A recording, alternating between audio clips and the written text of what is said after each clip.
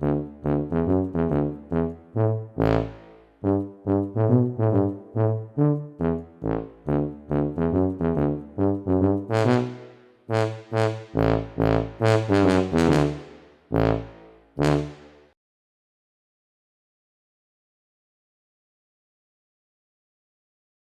le bonjour. Alors aujourd'hui je vais vous parler des ruches que j'ai reçues ce matin parce que j'ai eu une bonne surprise, donc je suis plutôt content, autant vous le dire tout de suite. La dernière vidéo sur les ruches Lions espagnoles que j'avais fait, c'était sur la princesse que j'avais trouvé pas bien finie pour le prix, enfin pour 72 euros ou je sais plus combien, 72,50, un truc comme ça. Je trouvais que c'était pas super bien fini. Donc là j'avais besoin de ruches de Lions parce que j'ai des ruchettes qui sont hyper pleines et il fallait que je les transfère, mais j'avais que des ruches d'Adam, donc il fallait que je rachète des Lions. Donc chez Happy de Roche, les ruches que je prends d'habitude chez Happy de Roche sont quand même relativement chères et les frais de port sont exorbitants. Donc je me suis rabattu sur les ruches de la Tienda de l'Apiculteur, qui sont beaucoup moins chères. Alors on va savoir, ça vaut 42,50. Donc c'est le modèle 12 cadres sans peinture. Donc elle est passée quand même à l'huile de lin. Je vais remettre une deuxième couche dessus avant de l'utiliser. Mais bon, il y a déjà une couche d'huile de lin, contrairement à la princesse, qui elle n'en avait pas du tout, quoi. Donc je trouve quand même que c'est là pour le prix, on en a pour son argent, quoi. Donc c'est des Layens à 12 cadres. Et je vais vous montrer un petit peu l'intérieur, je vais vous expliquer pourquoi je trouve que celles-là sont particulièrement bien. Et je vais vous expliquer aussi ce que moi je fais comme petite modification dessus, puisque je ne les utilise pas telles que. Vous pouvez très bien les utiliser en l'état comme ça, mais moi il y a des petites choses qui me dérangent dedans, qui ne sont pas grand-chose. En tout cas pour 42,50 €, je vais bien bricoler un petit peu dessus, d'autant que les frais de port sont même pas très élevés, donc ça vous fait des ruches. Je crois que ça doit revenir à peu près à 60 € la ruche. Je vous mettrai le prix exactement avec les frais de port si vous voulez. Mais c'est vraiment, là pour le coup, là je suis vraiment content, quoi. Voilà. Eh bien écoutez, je vais vous ouvrir la ruche. Donc là il faut que je la retourne parce que sinon vous n'allez pas voir. Donc déjà comme d'habitude, hein, donc là vous avez la petite porte. Voilà, c'est une petite entrée. Alors la petite entrée, certains trouvent que c'est pas assez large. Et même moi au début je trouvais que c'était vraiment petit, mais finalement ça favorise bien la défense des abeilles contre les frelons asiatiques. Et ça évite aussi la teigne. Même l'hiver, je ne les partitionne pas toujours. Les cadres des côtés, quand ils sont pleins de miel, je les laisse. Et ce qui fait que la teigne ne se met pas dedans, puisque pour rentrer, il faut qu'elle passe par là. Et elle n'a pas accès directement au cadre, comme sur une d'Adam, par exemple, où la porte fait toute la largeur, quoi. Donc ça, c'est la deuxième porte. Celle-là, vous pouvez l'ouvrir ou pas. Ça fait une ventilation. Bon, là, il y a le bois qui est un petit peu arraché là, mais c'est pas très grave, hein. Ça, c'est pour mettre la trappe à pollen. Donc comme ça, vous avez du pollen propre. Il n'y a pas de problème de déchets que les abeilles vont sortir de la ruche ni rien. Donc là, si vous mettez la trappe à pollen ici, vous avez du pollen complètement propre. Donc ça, c'est bien. La porte, vous pouvez la laisser ouverte. Moi, l'été, je la laisse ouverte et j'aime bien. Et sinon, on peut la fermer complètement. Les premières années, j'ai fait avec la porte complètement fermée. Et ça se passait bien aussi, quoi. Alors bon, le premier truc qui me plaît pas, c'est que c'est sur charnière. Donc ça, vous pouvez le laisser comme ça, mais le problème c'est que quand on veut mettre une éhausse dessus, il faut dévisser les charnières. Donc moi j'enlève carrément directement les charnières d'entrée, comme ça je suis pas embêté avec ça. Donc les petits crochets là c'est bien, parce que ça peut, voilà, quand on veut les bouger, quand on fait de la transhumance et tout, c'est pas mal, parce que là ça risque pas de bouger. On ferme les portes devant, on ferme le toit, et là ça risque pas de bouger. Par contre, moi je fais pas de transhumance. Et je mets simplement un caillou sur le toit, et puis voilà. Mais par contre j'enlève les charnières pour des raisons de facilité. Alors à l'intérieur, on voit que c'est des cadres droits. Donc ça peut s'utiliser comme ça. Donc avec cadre droit, vous n'avez pas besoin de couvre-cadre. Donc c'est un avantage. Par contre, moi, comme je traite au varomède, le problème c'est que là, il faudrait que j'écarte les cadres pour passer le varomède entre les cadres. Mais si j'écarte les cadres, j'écarte aussi les abeilles qui restent sur leur cadre. Et quand je mets le varomède, ça tombe entre les abeilles. Ça tombe pas dessus. Donc moi, je préfère des cadres ajourés. Alors ce que j'appelle un cadre ajouré, c'est ça. Vous voyez ? Donc là, il y a les échancrures de chaque côté. Donc ça, c'est un cadre de chez Happy de Roche, qui sont livrées directement, elles, par contre, avec couvre-cadre, cadre ajouré. Donc elles sont mieux conçues à la base, mais par contre, le prix n'est pas du tout le même. Et là, pour des raisons de finance, on va dire, j'ai pris les moins chers, quoi. Donc voilà, le cadre ajouré, c'est ça. Donc ce qui fait que quand les cadres sont dans la ruche, ça fait un jour entre les cadres, comme sur une d'Adam ou comme sur une ruche autre. Et du coup, je peux facilement mettre mon varomède entre, et là, ça tombe bien sur les abeilles, même si ça ne va pas jusqu'au bout. Ça touche la plupart des abeilles et les traitements se passent bien. Ça fait plusieurs années maintenant que je fais comme ça et ça va très très bien. Donc ces cadres là, je vais les modifier un petit peu. Donc je vais les emmener chez Claude tout à l'heure qui va me les échancrer. Il va les passer avec sa machine. On va faire un montage, on va les caler et puis on va passer tous les cadres dans la foulée. Donc ça, il y en aura pour 1 heure à passer tous les cadres dedans. J'en ai 12 là, 12 dans l'autre à côté. Et puis j'en ai encore une pilée d'une ruche de ruche 6-4 que j'avais acheté il n'y a pas très longtemps. Donc voilà, on va faire tous les cadres, comme ça je serai tranquille. Alors la différence entre les cadres de chez Happy de Roche et les cadres de la Tienda de l'Apiculteur, hormis le fait que ceux de chez Happy de Roche soient déjà échancrés, vous voyez que les barres sur les côtés sont un petit peu moins épaisses. On Après les cadres c'est les mêmes, ils vont d'une ruche à l'autre, il n'y a pas de souci. Celui de la Tienda est légèrement plus large d'1 millimètre ou deux, mais bon c'est pas très gênant, du temps qu'il y a quand même pas mal de jeu sur les côtés, ça colle pas, il n'y a pas de souci. Par contre c'est au niveau du fil, je ne sais pas si vous voyez, celui-là c'est du fil fin et tendu, celui-là c'est du gros fil galvanisé pas tendu. Donc ça, on peut l'utiliser comme ça, mais moi le problème que j'ai, c'est qu'avec mon chargeur de batterie, quand je veux fixer les cires dessus, je fais disjoncter le truc, parce qu'il y a trop d'ampérage en fait qui passe dedans, et ça tire trop sur le chargeur, et du coup ça me fait sauter le disjoncteur à chaque fois, quoi. Donc je remets du fil inox, d'autant que le fil galvanisé, je vous l'avais déjà dit dans la dernière vidéo je crois, le fil galvanisé ça noircit les cires, au bout d'un moment ça devient tout noir dedans, donc j'aime pas trop, donc ça je l'enlève, et je remets du fil inox fin en 0,4 mm, je crois si je me rappelle bien, quoi. Voilà. Et alors la bonne surprise, quand j'ai ouvert ce matin, j'ai vu qu'il y avait un gros jour là, mais j'ai dit qu'est-ce que c'est que ce jour? C'est pas normalement il y avait un jour à peu près, il y avait 25 mm là. Or là il y a 40 mm. Donc je me suis dit tiens c'est bizarre, comment ça se fait? Donc j'ai mesuré les cadres, et les cadres, alors que ceux d'origine faisaient 38 mm, ce qui me posait souci, ça avait tendance à faire des constructions un peu anarchiques entre les cadres de couvain, pas trop ceux de miel, mais par contre entre les cadres de couvain, des fois les abeilles remettaient un petit bout de cire entre les deux et tout ça, parce qu'il y avait beaucoup d'espace.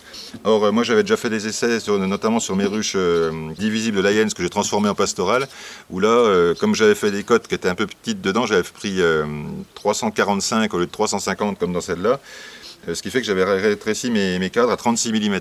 Et en les passant à 36, j'avais plus de construction anarchique, j'avais des cadres vraiment droits, vraiment nickel, super bien bâtis et tout.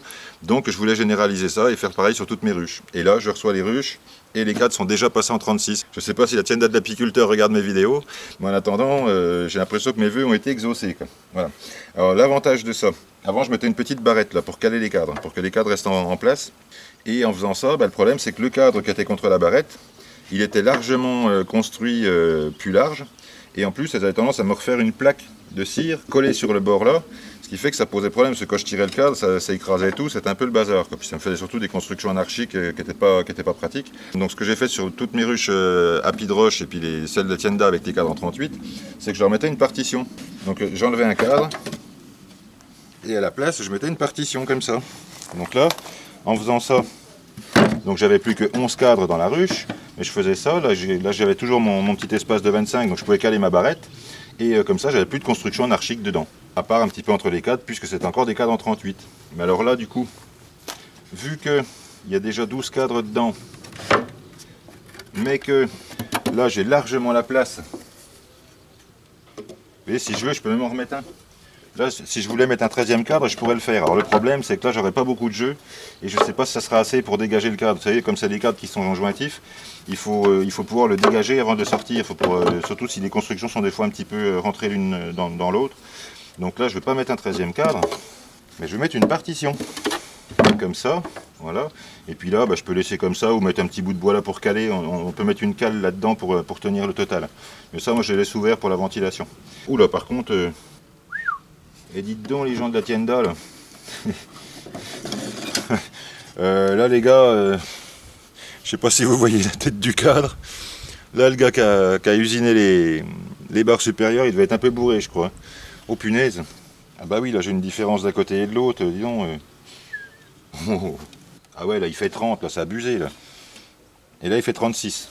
Donc là, non la 30 c'est trop petit hein, les gars. Donc celui-là je vais le mettre de côté, enfin je vais l'enlever après, c'est pas grave. Donc ouais, je trouvais que c'était bizarrement un peu de travers, mes cadres, j'ai compris pourquoi maintenant, c'est celui-là qui est pas bien usiné. Bon, c'est pas très grave. Donc là oui, donc je vais pouvoir mettre ma partition et garder mes 12 cadres. Donc avec les cadres en 36, je résous le problème des constructions anarchiques entre les cadres. En mettant une partition là, je résous le problème des constructions anarchiques contre le bord et l'étirement excessif du dernier cadre. Donc là, ça me paraît vraiment super bien, quoi. Maintenant, voilà, mon boulot, ça va être d'ajourer les cadres là, mais ça ne va pas prendre très longtemps. Je vais changer les fils, ça ne prendra pas trop de temps non plus. Et puis, je vais mettre des plaques de cire dessus pour avoir des cadres bien bâtis. Après, à l'intérieur, c'est exactement comme ce que je vous ai déjà montré dans d'autres ruches. Donc ça, je vais tirer ça pour l'instant. Voilà. Ah oui, et pendant que j'y suis, une autre modification que je fais, c'est que j'enlève cette barre-là. Puisque moi, je mets des nourrisseurs comme ça, donc il faut que je puisse les poser sur les cadres. Alors, évidemment, quand c'est des cadres ajourer, parce que ça sert à rien. Là, il faut que je puisse poser mon truc dessus, et si je veux fermer ça, eh ben ça passe pas. Donc moi, j'enlève cette barre-là. Alors le problème, c'est que comme c'est fait avec des espèces de contreplaqué qui est pas très solide, et en plus qui est en deux parties, là ça a tendance à se gondoler après et à se déformer. Donc là peut-être que je remettrai une petite bande de quelque chose collée, juste pour maintenir les deux. Mais bon, c'est pas un souci, quoi. Et ça je l'enlève, il suffit juste de le tordre comme ça plusieurs fois. Alors vous n'êtes pas obligé de l'enlever, hein.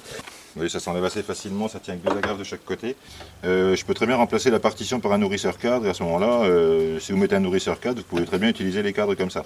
Sauf que moi, je préfère quand même que les abeilles puissent avoir la nourriture au-dessus d'elles, là où elles sont, dans la ruche, et pas sur le côté, qu'elles n'aient pas plein de chemin à faire pour aller chercher la nourriture sur le côté. Donc c'est pour ça que moi j'opte pour le fait d'échancrer les cadres et mettre le nourrisseur au-dessus. Donc c'est pour ça que j'enlève la barre au-dessus. Et donc l'intérieur, ben, c'est comme les autres, hein. Donc par rapport à chez Apidroche, là il y a des échancrures qu'il n'y a pas chez Apidroche, puisque comme eux, ben, c'est des cadres ajourés, il y a un couvre-cadre et tout, donc ils n'ont pas ces trucs-là sur les côtés. Bon, là il y en a, alors la finition n'est pas exemplaire, on va dire, mais bon, après il y a des ruches qu'on achète en France qui sont des fois pas mieux faites, hein. Alors donc là, oui, on voit qu'il y a un petit peu des agrafes qui dépassent là, mais ça je peux simplement remettre un petit coup de marteau dessus pour les enfoncer, c'est pas un souci. Et puis donc la ventilation. Donc comme je vous ai dit la dernière fois sur la vidéo de la princesse, sur les ruches Apidroche, il y a une bonne grosse aération là. Il y a une aération qui fait au moins 10 cm en métal déployé, alors que là c'est juste une petite tôle perforée, donc je trouve que la ventilation est un petit peu juste, et c'est pour ça que je bouge pas les parties au-dessus là. Maintenant, à l'usage, les abeilles se plaisent bien dedans, elles se développent aussi vite que les autres, donc je pense qu'au final c'est pas si important que ça, quoi. Ah oui, il y a aussi quelque chose que j'ai oublié de vous dire, c'est que là, contrairement aux ruches de chez Apidroche qui font 25 mm, là ça fait uniquement 19 mm.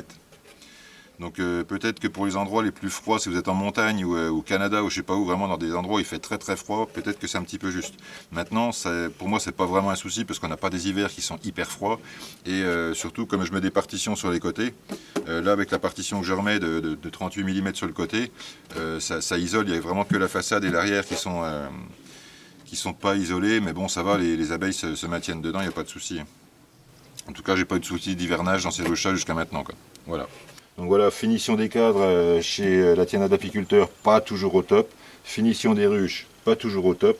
Mais en attendant, c'est des ruches qui font bien le taf et qui sont vraiment pas chères, quoi. 42 € la ruche, je vous dis, acheter une dada en France, vous allez voir comment que vous allez la payer.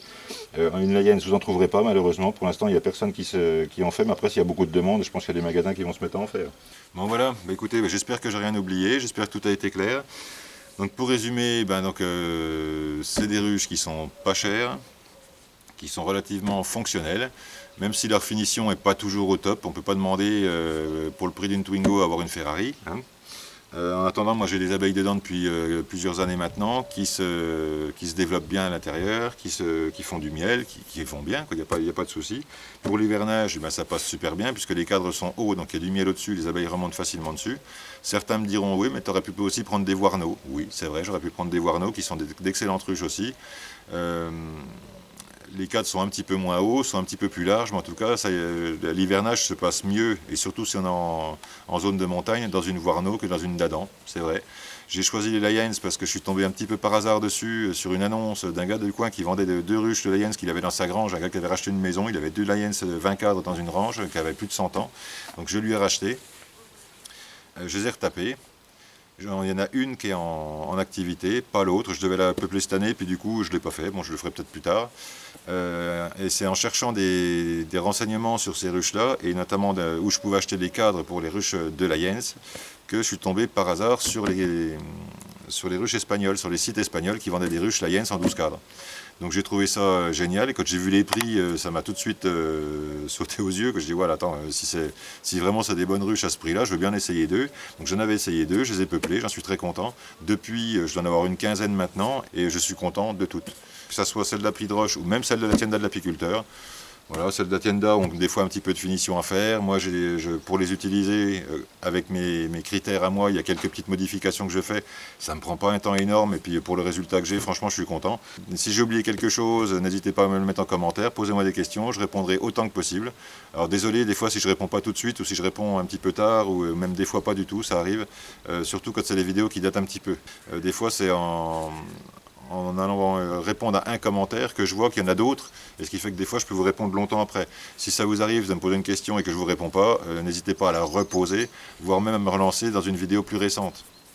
Dites voilà, question à propos de la vidéo sur tel truc, et puis voilà, vous me posez la question et je vous répondrai à ce moment-là. Voilà, allez, j'espère que ça vous a plu. En tout cas, moi je suis super content, donc j'ai hâte de mettre les abeilles là-dedans, d'autant que j'ai une ruchette là qui est vraiment pleine à craquer, mais un truc de malade, que je vais avoir même du mal à ouvrir parce qu'elles ont même été bouffer la moquette et bâtir dans le toit, donc vous imaginez un peu le délire, quoi. Allez, c'est tout pour aujourd'hui, portez-vous bien, soignez bien vos abeilles, et à bientôt pour les prochaines vidéos.